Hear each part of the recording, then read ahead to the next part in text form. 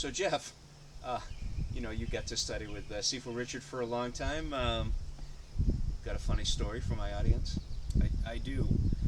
This is actually going to go back to the first interview that we had. You had asked me for a funny story, and I wasn't able to bring it up then. But this is definitely the one that I would have brought up had Oh I boy. thought of it at the time. Oh, it's not. It's not. It's priceless, but it's not bad.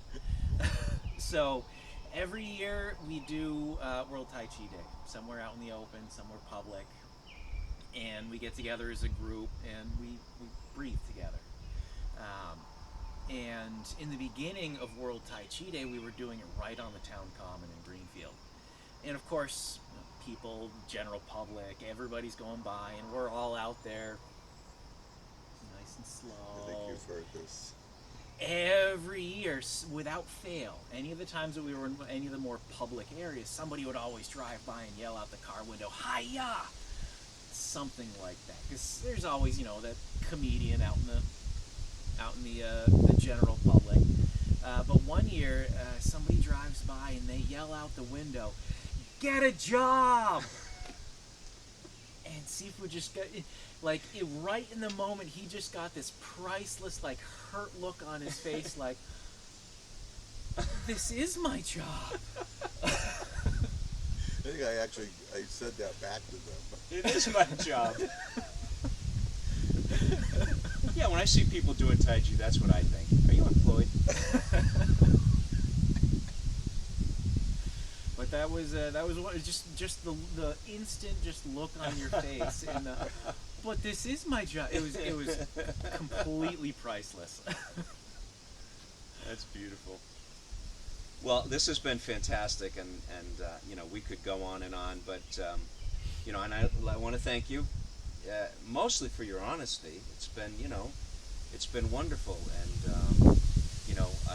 as me being on the outside watching the transmission, the succession, good job, you guys are doing it right. So what I'd like to end though with Richard, you're the Sifu. Do you have a last piece of parting wisdom, parting the interview, some advice you'd like to give your successor? Well, I guess the advice would be authentic. If you're teaching something, be a practitioner of that, whatever that is. Even if it's something you're not currently doing a lot, and then you find yourself in a position of transferring it. If this is my opinion, if the goal is to develop a practitioner, that's going to be very difficult if you yourself are not one. Because that's what you're trying to do. Otherwise, it's just learning the stuff, and then you don't refine it. So it's just a matter of being authentic. You're authentically a practitioner of what it is that and then part of the authenticity is once you're past your work life and martial arts is no longer needing to feed you that way, and you're actually starting from that point. Then it's still important to keep practicing. In other words, why were you doing it? Were you doing it like most people do a job, and then they're so happy to not have to do that anymore? Or is it something that you authentically embrace and believe in? And I think that's the most important thing. Just being authentic with yourself and surrounding yourself with people that accept you for who you actually are. And then every relationship takes cultivation. So the relationship with you and I, yes. But now we're trying to get past the point of just doing that. And then the actual thing that's going on is trying to connect to a teacher that will be here after I've passed.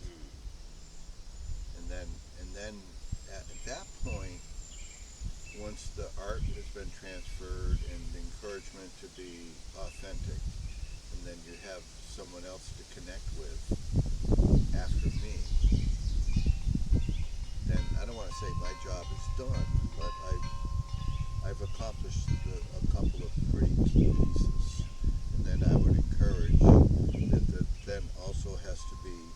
just for Jeff, but for Margot, there has to be an avenue for the eventuality when you pass. Absolutely, absolutely. So that, there's somebody that you feel comfortable with. And it doesn't have to be a clone. It doesn't have to be a clone. But it has to be, in my opinion, has to be somebody who understands about longevity of practice and how practice fits in and the whole notion of refining, and it's not just about learning new movements. We're trying to get a marriage that lasts for decades, not a lot of first dates. So that would be the encouragement, and it's just general encouragement, to be yourself and believe in yourself. That's a lot of what I got from Sensei McCabe. There's a real strong belief in myself that I was capable of understanding things that I didn't currently understand if I just kept working at it and persisting.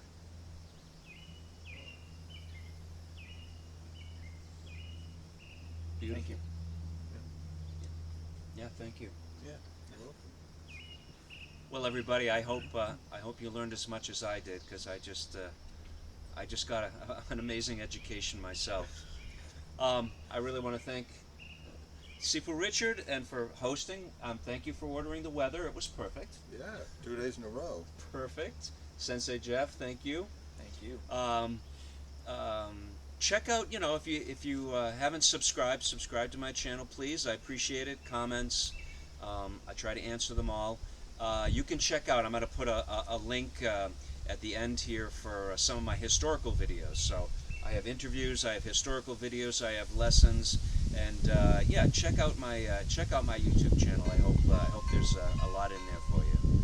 Until I see you again, keep practicing. If it's you're in the northern hemisphere, get outside, do a little Tai Chi outside, and enjoy the weather. Thank you very much.